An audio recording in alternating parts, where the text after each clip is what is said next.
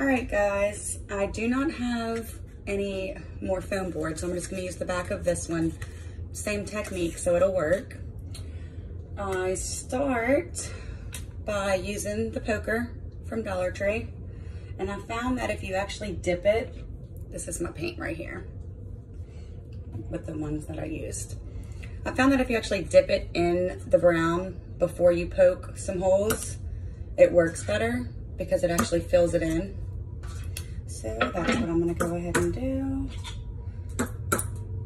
Really no technique here, I'm just poking. And then I'm gonna take this side, and this is how we do the knots. And I really just draw a circle and just fill it in. The paper will start to tear up a little bit, that's fine. That makes it look even better.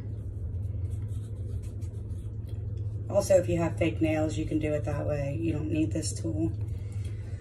And then I go again and make tiny little scratches. All right. Then I'm gonna take one of my foam brushes, dip it in the Waverly Wax. The color is Antique. And just brush it on. Make sure to really get it in the parts where you made the scratches.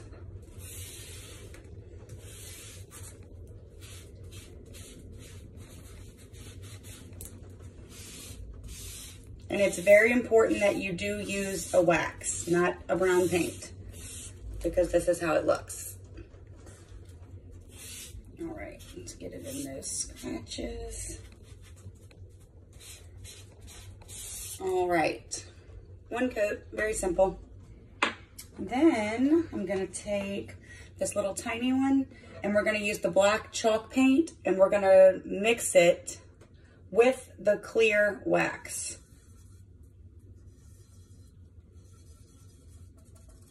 And then I'm just gonna go over the little knot that I made, and put a little brush in here where the scratches are.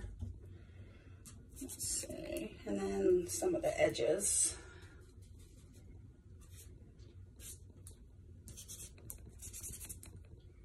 Doesn't have to be perfect.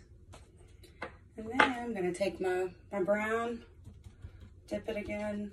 Sometimes I dip it with the wax just to make it a little more pliable.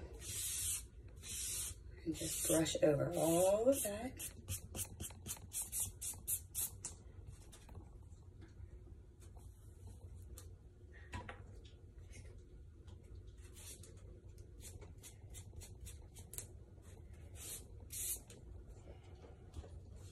And really, depending on what kind of wood you want or how you want it to look, is how much of the darker colors you're gonna put in there.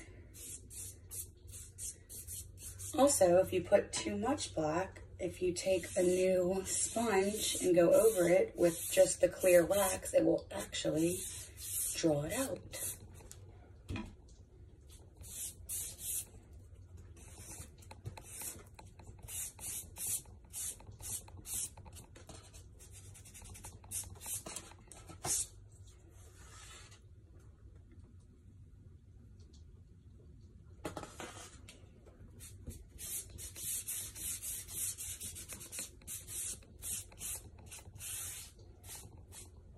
And then make sure you do your edges.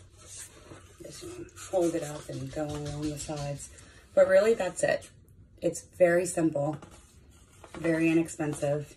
The most expensive thing is the paint, and you're better off just buying the one that's $10 because you're gonna use it for everything.